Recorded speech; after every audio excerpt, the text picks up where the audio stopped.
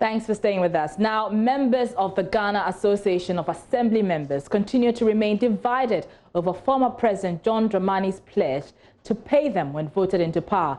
Recently, a group calling itself Concerned Assembly Members Association welcomed Mr. Mahama's promise, arguing that they would stand by any candidate who makes their welfare a priority. Meanwhile, the Ashanti and the Greater Accra Caucus of the Assembly members are also asking their members to ignore the promise. So why is their front divided?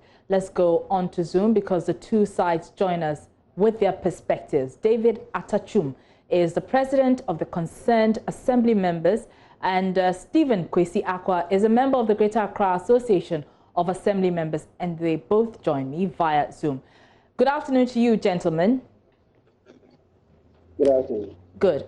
Now, let me start with you, Mr. Chum. Why do you believe the promise would change the fortunes of Assembly members? Thank you very much. I would like to say good afternoon to your viewers. We believe that 28 years of going into our fourth republic and our existence as people, we believe that the time has come that for Assembly members to be carried along when it comes to motivations, when it comes to giving of allowances. So after the 2019 district level elections, we decided to form an association that will pursue the welfare of Assembly members. So in the process of our formation, His Excellency John Mahama came out with a policy that he intends to pay Assembly members when given the mandate. Per our calculation and our assessment, we thought it twice that this has come at the right time of our formation. So let's support the policy. So to us, we believe, and we firmly believe that the time has come for Assembly members to be pulled along in the system of governance. So yes, we have our bet on it that when given the mandate, indeed, Assembly members are going to have monthly allowance like His Excellency John Mahama has promised. You see, not with the promises alone. He has given a clear-cut guidelines as to how he's going to pay Assembly members. What he said that he's going to amend the death and birth registry so that it will pave way for Assembly members for us to be updating it consistently from our electoral areas as at when the need be. So the money that we are going to generate, we are going to be given some fair share of it. Again, he said, as compared to his previous administration, he was having 84 ministers. As we speak, the current administration is having 125 ministers. He said he was having 668 presidential staffers. As we speak, the current administration is having 1,600 plus presidential staffers. So what he is saying that when given the mandate, he's going to make sure that he's going to cut down the number of ministers, cut down the number of presidential staffers, and presume that those money that will be coming from as a result of the cutting down of these ministers and presidential staffers, he channel it into the payment of monthly allowances for Assembly members. All right, Mr. Chum. Mr. Chum, let me just ask, what do you make of those who say that the former president is just taking advantage of the political season to score cheap political points? Because these are the similar promises he made in 2016 prior to the 2016 December polls. See, like people normally say, opinions are like noses. And I would never begrudge someone if he has a counter opinion. But my point is, per the proposal, policy direction that, per the argument he is putting across, are they challenging? Are they asking that, indeed, Assembly members does not deserve a monthly allowance? No, they are not challenging that. Now come back to 2016. You see, in our press conferences, we've been consistent. We keep on saying that we don't want to recall what previous administration or the current administration has promised Assembly members. Local governance in 2016 manifesto of Nana Addo Dankwa, His Excellency, he did promise that he will make sure that Assembly members' allowance are better off. Ask them, as a stand now, if you are better off when it comes to our sitting our allowances. So would I say that if Nana Addo comes out that, okay, I'm going to make sure that in my next government, Assembly members are being paid from the consolidated fund, am I going to say that because he couldn't fulfill his 2016 promise, he can't fulfill whatever he's saying? No. All right, hold on. Let me go to your colleague on the other side. Yes, Steve, you're on the line with us, right? Yes, please. Steve, so you will be paid for for being an assembly member. Why are you kicking against it? Surely that's positive, isn't it? Thank you very much. Greetings to all your viewers today, Election Brief 2020. First of all, let me make this clear. The Greater Accra Assembly Members Association, we have not kicked against the promise of being paid as assembly members. What we are basically saying is that the man behind that promise is not a trustworthy person, that we can bet our last coin on his promises to pay assembly members. So if I get you correctly, you are not kicking against the proposals to be paid, but rather you don't believe that the former president will actually follow up on his promise and pay you. Fantastic. And these are the reasons. In 2016, the assembly members in the Greater Accra region combed in, or we combed around every presidential aspirants, their promises and what they have for the local government or the local government players. Now, what we realized was that Nana Addo Dankwa Akufo-Addo had his promises in his manifesto in 2016. And again, in 2012, we realized that John Dramani Mahama, the then candidate, also had promises in his 2012 manifesto.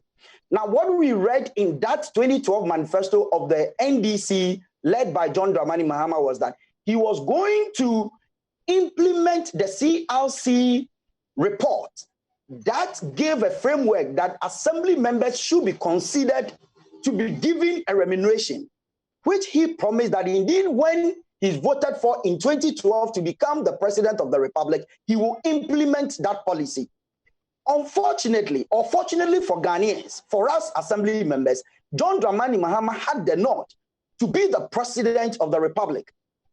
4 years down the lane, that promise of paying or implementing a report that was before him, he couldn't implement those reports or promises. So how would I today in 2020 believe that John Dramani Mahama would promise me as an assemblyman that when he get the nod in 2020 December, he's going to pay assembly members? Now, before any government or any president promises something, the person must have at the back of his or her mind that there is a legal framework or a legal position of the Local Governance Act, Act 936/2016.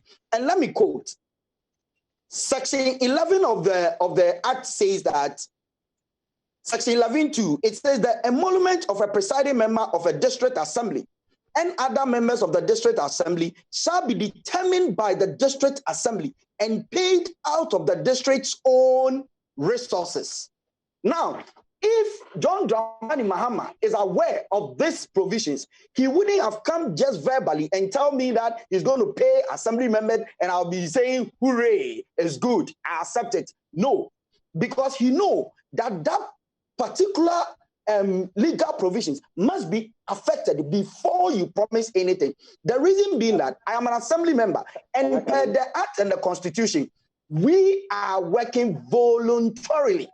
So if you are promising salary, it means that now if any officer of the service or in the service, as per public service, must resign his or her position to come and serve as an assembly member before that person can enjoy a salary from the consolidated fund. So basically, the man behind the promise of paying salaries to assembly members is not a trustworthy person that I can bend my last coin and say he keeps his promises. That is why basically we do not want to believe John Dramani Mahama can fulfill his promise as a president when he's giving the right, Steve, in 2016.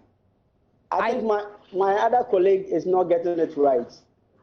If I may be allowed to set the record straight, I think my other colleague is not getting the point right. If I may be allowed to set the record straight. One, he never mentioned that he's going to pay a monthly salary. He said allowance.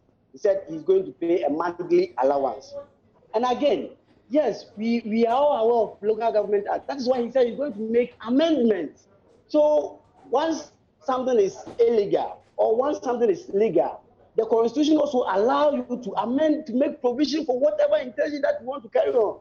So if the Constitution says that the emolument of PM and other assembly members are paid from so and so, and now there is someone. So my brother, maybe you are also not getting something right. No, honorable. That person knows very well. That person knows very well that there are constitutional provisions to be changed. That is why. Why didn't he? That is why he said that. Steve, allow Mr. Chum to land. Honorable member, that is why he's saying that he's going to make sure that he's going to amend the death and birth registry so that assembly members will take. I don't know where the death and birth registry comes in here when you are going to pay assembly members the emolument. And for that matter, the emolument of the assembly is determined by the honorable colleague. Let's not deviate from what. So my question is, let me ask you a personal question. Honorable member, John Dramani Mahama, honorable member, let us not deviate on political will when he promised to improve and pay assembly members based on the report submitted to him by the CR commission. All right, gentlemen, we'll have to wrap up this conversation, but very quickly, let me ask the both of you. You are on the same page when it comes to remunerating assemblymen. Sure. Steve, for you, would you want the current administration to take up this task of paying assemblymen? You see, let me just take you back a bit. When the MPP led by Nana Addo Dankwa Akufo-Addo said he was proposing a referendum to make changes into the elections of the assembly members, some members could not understand the position of the president and they kicked against it. In fact, the fact of the matter is that provisions in the act and in the constitution was going to be changed so that assembly members can now be autonomous to be able to decide a better remuneration for its members. Now, today, as an assembly member, I can see my people who used to come and knock at my door asking for school fees, chop box, and whatever for their people. Pre-SHS is there for me. That has lessened my burden. Now the disability fund has been increased from a little over 1.5% to 3%. The disability are not worrying. Gentlemen, this is becoming a cacophony. I just want to know from you, Steve, are you opposed to the idea of being paid as an assembly member? Come again, please. The question is to Steve, and I'm asking you whether you are opposed to the idea of being paid as an assembly member. Again, I've made it clear, we are not opposing the idea of being paid as an assembly member. Very well. We all deserve a better remuneration. Very well. But what we are saying is that to whom much is given, as he quoted at National Theatre, much is expected. He was given much in 2012 and he could not implement it. All right. I cannot trust that person to promise me he will pay remuneration for assembly members. Okay, all right. Many thanks, gentlemen. And that's David Atachum. He is president of the Concerned Assembly Members, and Stephen Kwesi Akwa, who is a member of the Greater Accra Association of Assembly Members. You're still here on Election Brief.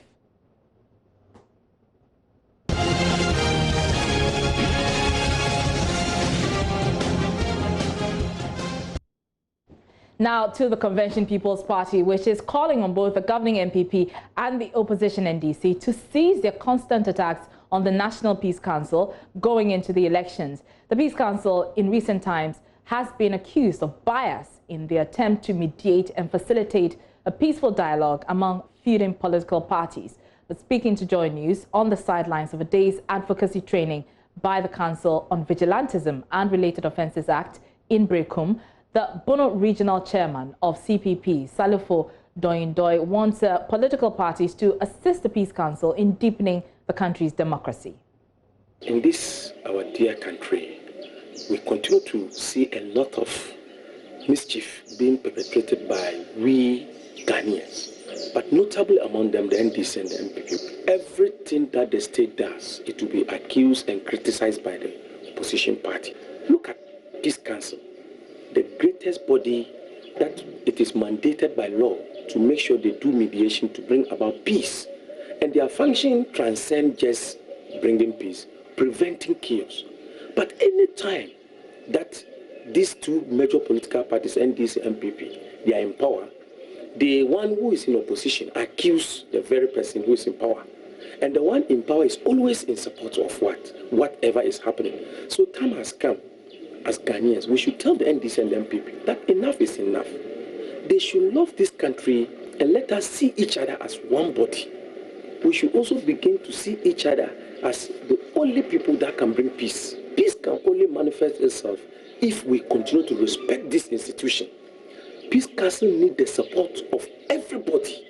If we don't support them, for them to engage us in peace building, always we shall be seeing each other accusing one another, especially the NDC and the MPP who are guilty of it. So it has reached a level whereby we, the members of the Convention People's Party, think that it is time they should be disengaged and rather look at other parties that are peace-loving so that they will engage with these other parties and make sure those parties respect state institutions.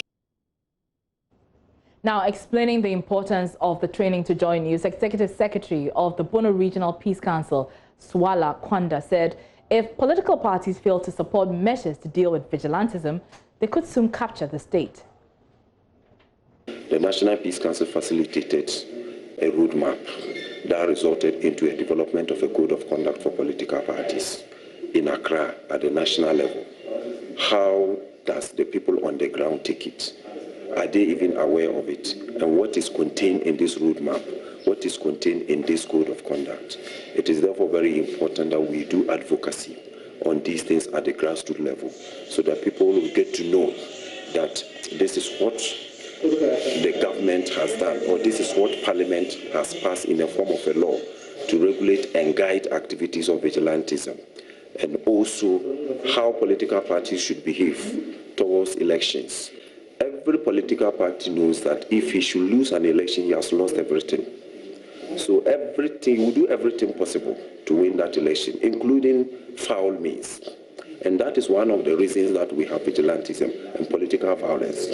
Another issue is that vigilantism is becoming endemic in this country. We are not there yet, but we should not wait to be there.